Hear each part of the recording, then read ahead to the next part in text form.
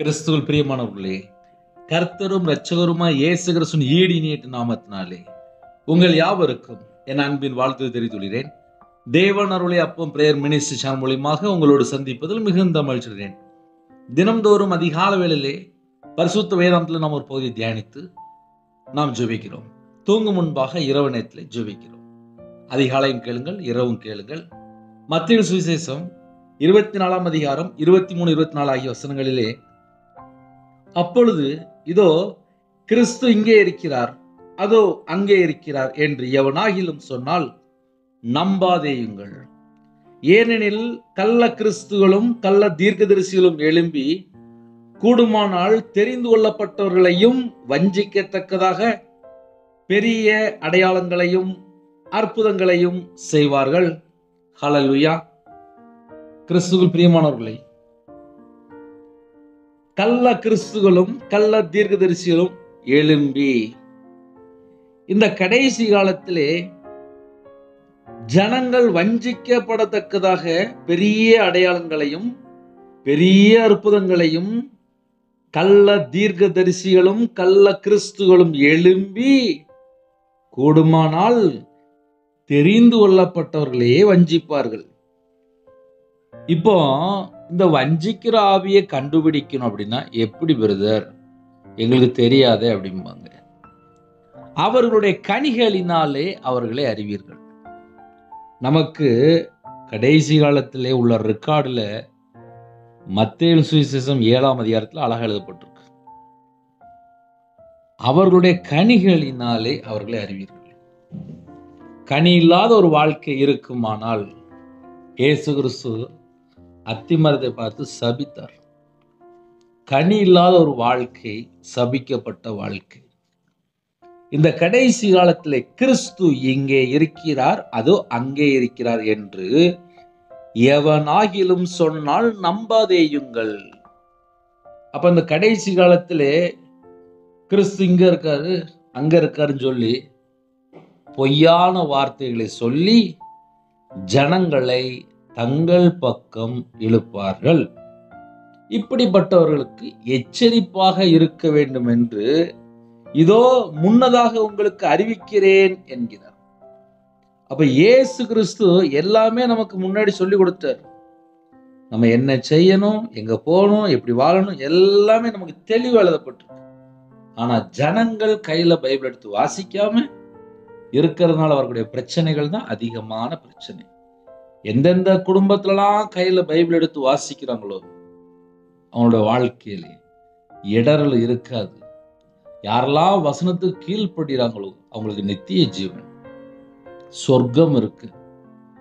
ஒரு குடும்பம் சொர்க்கத்துக்கு போகணும் அப்படின்னா நம்ம இந்த பூமியிலே எப்படி வாழணும் அப்படின்னா மனம் திரும்பி பாவ மன்னிப்பை பெற்றுக்கொண்டு இயேசு கிறிஸ்து ரத்தத்தினால கழுவப்பட்டு நம்ம வாழணும். இன்னைக்குள்ள செய்தி என்ன அப்படின்னா, இந்த கடைசி காலம் கள்ள கிறிஸ்துகளும் கள்ள தீர்க்கதரிசிகளும் எழும்பி கூடுமானால் தெரிந்து கொள்ளப்பட்டவர்களையும் வஞ்சிக்கத்தக்கதாக பெரிய அடையாளங்களையும் அற்புதங்களையும் செய்வார்கள். இதோ முன்னதாக உங்களுக்கு அறிவிக்கிறேன். இப்போ நான் சில குடும்பத்தை பார்த்திருக்கேன், சில கள்ள தீர்க்கதரிசிகளையும் பார்த்திருக்கேன். கூடுமானால் தெரிந்து கொள்ளப்பட்டவர்களை, இவங்களுடைய டார்கெட் யாரு பிரதர் அப்படின்னா தெரிந்து கொள்ளப்பட்டவர்களை வஞ்சிக்கத்தக்கதாக. தெரிந்து கொள்ளப்பட்டவர்கள் கர்த்தருக்காக வாழ்ந்துட்டு இருப்பாங்க. அவங்க பைபிள் வாசிப்பாங்க, அவங்க ஜெபிப்பாங்க, இரவும் பகலுமா என்னோட சமூகத்துல இருப்பாங்க, நல்லா துதிப்பாங்க, உண்மையா இருப்பாங்க, பரிசுத்தமா இருப்பாங்க, வசனத்தை கை கொள்வாங்க. அவங்களோட வாழ்க்கை ஃபுல்லா கனி உள்ள ஒரு வாழ்க்கையா இருக்கும். அவர்களை இந்த கள்ள கிறிஸ்துவும் இந்த கள்ள தீர்க்கதரிசி எழும்பி, இதெல்லாம் பாதாளத்தினுடைய ஆவிகள். எங்க இருந்து எழும்பி? பாதாளத்திலிருந்து எழும்பி. அப்போ ஒரு குடும்பத்தை வஞ்சிக்கணும் அப்படின்னா இதெல்லாம் லேஸ்பட்ட ஆவி கிடையாது. பாதாளத்திலிருந்து எழும்பி இந்த கடைசி காலத்திலே நம்ம இந்த போலி அற்புதம், போலி அடையாளம், இந்த அந்தி கிறிஸ்துவுக்கு யாரெல்லாம் வேலை பார்க்குறாங்களோ அவங்களை எப்படி கண்டுபிடிக்கலாம் அப்படின்னா, மாம்சத்துல வந்த இயேசு கிறிஸ்து இயேசு கிறிஸ்து நம்முடைய பாவத்துக்காக மரித்து நமக்காக மரித்தார். வேத வாக்கியின்படி அடக்கம் பண்ணப்பட்டு 3ஆம் நாள் உயிர்த்தெழுந்தார். ஒரு குடும்பம் இந்த கடைசி காலம் கர்த்தருடைய வார்த்தையில நிலைத்திருக்கணும் அப்படின்னா அவங்க முதல்ல கையில பைபிள் எடுத்து வாசிக்கணும். தேவனுடைய வார்த்தைக்கு கீழ்ப்படிந்து நிலைத்திருக்கணும். இங்கேயும் அங்கேயும் ஓடி ஓடி பார்ப்பாங்க. 31 நாள்ல 24 மணி நேரத்துல நம்ம தேவனுடைய வார்த்தைக்கு எப்படிலாம் கீழ்ப்படிறோம், வசனத்தை எப்படிலாம் நம்ம கை கொள்றோம். இப்ப கடைசி காலத்துல நல்ல டயலாக் பிரசங்கம்லாம் வந்துட்டு எப்படி வாழ்ந்தாலும் கர்த்தர் ஆசீர்வதிப்பார் நினைக்காங்க. கிடையாது. 24 மணி நேரம் வாழ்க்கையை தேவன் பார்த்துதான் ஆசீர்வதிப்பார்.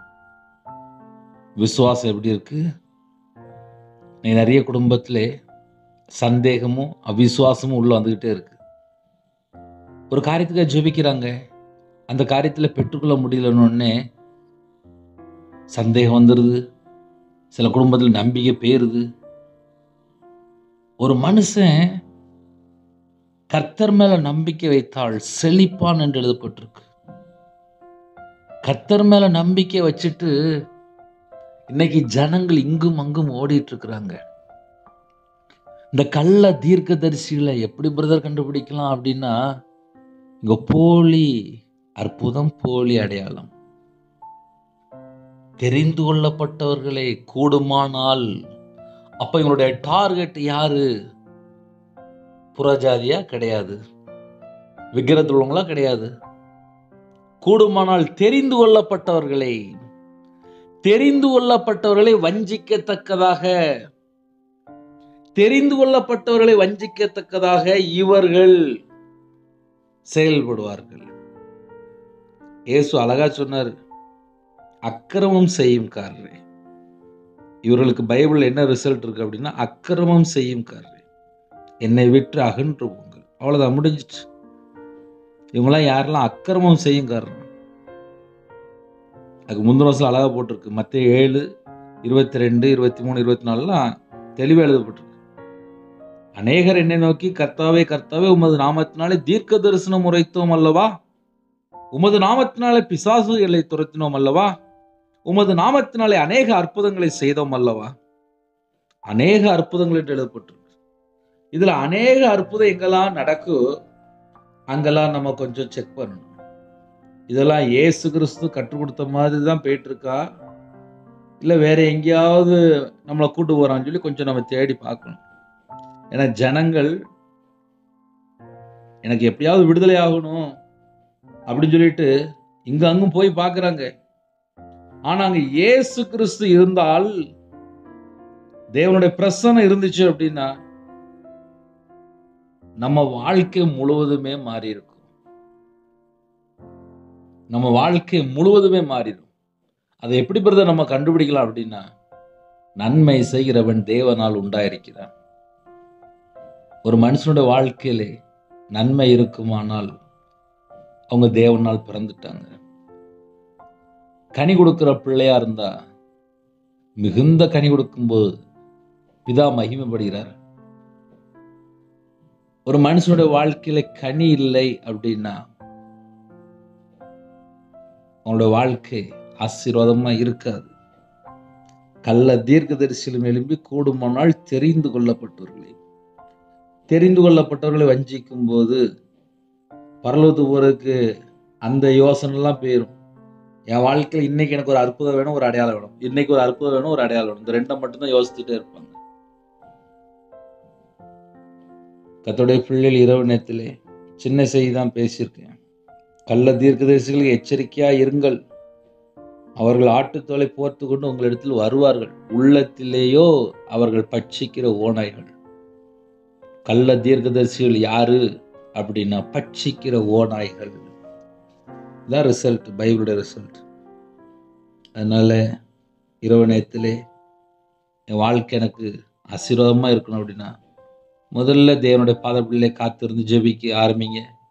உங்க வாழ்க்கையில எங்கெல்லாம் என்னெல்லாம் குறைகள் குற்றங்கள் இருக்கோ அதையெல்லாம் தேவனுடைய சமூகத்தில் அர்ப்பணிங்க.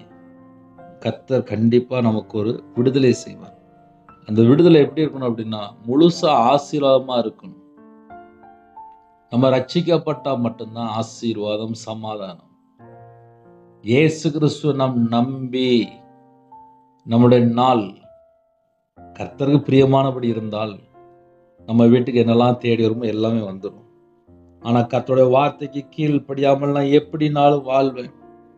பைபிள் அப்படி எழுதப்படலை. கர்த்தருடைய பிள்ளைகள் கையில பைபிள் எடுத்து வாசிங்க. இரவு நேரத்தில் நம்ம ஜெபிக்க போயிடும். தேவனுக்கு பிரியமானபடி வாழ்ந்தால் ஆசீர்வாதம். கர்த்தருடைய வார்த்தையை விட்டு விலகினால் அந்த இடத்துல பிரச்சனை உள்ள ஆட்டோமேட்டிக்கா வந்துடும். கண்களை மூடி நாம் ஜெபம் செய்வோம். அன்பின் கர்த்தாவே, நன்றியோடு துதிக்கிறோம், சொல்கிறோம்ப்பா. இந்த இரவு நேரத்தில் எங்களோட பேசுறீங்க. உங்களுடைய வார்த்தைக்கு நாங்கள் கீழ்ப்படிறோம்ப்பா. உங்களுடைய சத்தத்துக்கு நாங்கள் செவி கொடுக்கணும்ப்பா. போலி அற்புதங்களுக்கு, தேவையில்லாத காரியங்களை போய் உங்க பிள்ளைகள் சிக்கிக்கொள்ளக்கூடாது. கள்ள தீர்க்கதரிசி எழும்பி கூடுமானால் தெரிந்து கொள்ளப்பட்டவர்களை வஞ்சிக்கத்தக்கதா பெரிய அடையாளங்களையும் அற்புதங்கள் செய்வார்கள். இதோ முன்னதாக உங்களுக்கு அறிவிக்கிறேன் என்று எங்களோட வாழ்க்கையில நாங்க எப்படி வாழணும், என்ன செய்யணும் எல்லாமே எங்களுக்கு கற்றுக் கொடுத்துருக்கீங்க. கர்த்தருடைய பிள்ளைகள் எந்த ஒரு இடத்துலையும் சிக்கிக்கொள்ளக்கூடாதுப்பா. கர்த்தர் கிருபை செய்யுங்க. உம்முடைய பாதத்தில் அர்ப்பணிக்கிறோம்ப்பா. இந்த இரவு நேரத்தில் இன்பமான தூக்கம் தாங்க. வரக்கூடிய காரியத்தை வெளிப்படுத்துங்க. தேவையில்லா எந்த ஒரு இடத்துலையும் போய் சிக்கிக்கொள்ளக்கூடாதுப்பா. மனம் திரும்பி கனி கொடுக்கிற பிள்ளைகளா இருக்கணும். கர்த்தருடைய வார்த்தையில் நிலைத்திருக்கணும். தேவ சத்தத்தை கேட்டு ஆவிக்குரிய வாழ்க்கையில பலப்படாத கிருபை செய்யுங்க. என்னோட ஆவி, ஆத்துமா, சரீரம், சிந்தனை, நினைவு எல்லாவற்றையும் உங்களுடைய ஜீவன்கள் அர்ப்பணிக்கிறோம். இந்த நாள் முழுவதும் பாதுகாத்த கிருபைக்காக நன்றி. இரவு நேரத்தில் எந்த நாட்டுக்குள்ள இருக்காங்களோ எல்லா குடும்பத்தையும் உங்களுடைய ஜீவன்கள் அர்ப்பணிக்கிறோம். பிதா, குமாரன், பரிசுத்த நாமத்தில் முத்திரை போடுங்கப்பா. இரவு நேரத்தில் இன்பமான தூக்கம் தாங்கப்பா. வரக்கூடிய காரியத்தை வெளிப்படுத்துங்க. தேவையில்ல சொப்பனங்கள், தேவையில்ல பயங்கள், மரண பயங்கள், நாளைக்குள்ள காரியம் எல்லாமே கர்த்தர் மாற்றி போடுங்க. சில குடும்பத்திலே தனிமை, சில குடும்பத்திலே விதவை, சில குடும்பத்திலே நைட் நேரத்திலே ஏழை எளிய ஜனம், கண்ணீர் வாழ்க்கை, சில குடும்பத்தில் ஏமாற்றப்பட்ட நிலைமை, கைவிடப்பட்ட நிலைமை, சில குடும்பத்தில் நான் இனிமேல் யாருக்கா வாழணும், நைட் நேரத்தில் கடனில் கஷ்டப்படுகிற குடும்பங்கள் உண்டு. வேதனையோட, துக்கத்தோடு, கண்ணீரோடு வாழ்கிற ஜனங்கள் உண்டு. எந்த மாதிரி சூழ்நிலையில் இணைந்திருக்காங்களோ, எங்கள் வாழ்க்கையில் எங்களுக்கு ஒரு பெரிய அற்புதம் வேணும்ப்பா. எங்களோட நம்பிக்கை கர்த்தரா இயேசு கிறிஸ்துவா இருக்கணும்ப்பா. உலகத்துல எந்த ஒரு காரியத்திலையும் போய் நாங்கள் சிக்கிக்கொள்ளக்கூடாது. இந்த கடைசி காலத்துல கள்ள தீர்க்கதரிசியில் எழும்பி கூடுமானால் தேவனால் தெரிந்து கொள்ளப்பட்டவர்களை வஞ்சிக்கத்தக்கதாக பெரிய அற்புதங்களை, பெரிய அடையாளங்களையும் செய்வார்கள் எழுதப்பட்டிருப்பா. எந்த குடும்பமும் எதிலையும் சிக்கிக்கொள்ளக்கூடாது. கர்த்தருடைய பாதுகாப்பு எங்களுக்கு வேணும். ஒவ்வொரு குடும்பத்தையும் கர்த்தர் வேலையடைங்க. சமாதானத்தின் தேவன் கூட இருங்க. கல்வாரி அன்பினால் நிரப்புங்க. உம்முடைய தழும்புள்ள கரத்தினாலே ஒவ்வொரு குடும்பத்தையும் தொட்டு சுகமாக்கித்தாங்க. எந்த குடும்பத்தில் பலவீனத்தோடு படுத்த படுக்கையில, ஹாஸ்பிட்டல் அவசர சிகிச்சையில் இருக்காங்களோ, கர்த்தர் ஒவ்வொரு குடும்பத்தையும் சந்திக்கணும். ஜீவனை கட்டடுங்க, தீர்காயுசை கட்டடுங்க. அதிகாலவில் நம்முடைய சமூகத்தில் கண்வழிக்கு கிருபை செய்யுங்க. நைட் நேரத்தில், நைட் டியூட்டியில் கவர்மெண்ட் ஆஃபீஸர் யாரெல்லாம் வேலை பார்க்குறாங்களோ, நைட் ஷிஃப்ட்டில் யாரெல்லாம் வேலை பார்க்குறாங்களோ, நைட் நேரத்தில் யாரெல்லாம் பெட்ரோல் பல்கில் வேலை பார்க்குறாங்களோ எல்லாரையுமே கர்த்தர் சந்திக்கணும். உங்கள் பிள்ளைகளுக்கு கர்த்தரை விட்டு விலகி போகிற எந்த ஒரு காரியத்திலையும் போய் சிக்கக்கூடாது. கர்த்தர் கிருபை செய்யுங்க, கர்த்தர் கிருபை செய்யுங்க, கர்த்தர் கிருபை செய்யுங்க. இணைந்திருக்கிற குடும்பங்கள் இயேசு கிறிஸ்து நாமத்தினால ஆசீர்வதிக்கப்படட்டும். கடனில் பரிதபிக்கிற குடும்பங்கள் உண்டு. இந்த கடனை நான் எப்படி அடைக்க? கர்த்தர் எங்களுக்கு ஒரு வாசலை திறக்கணும்.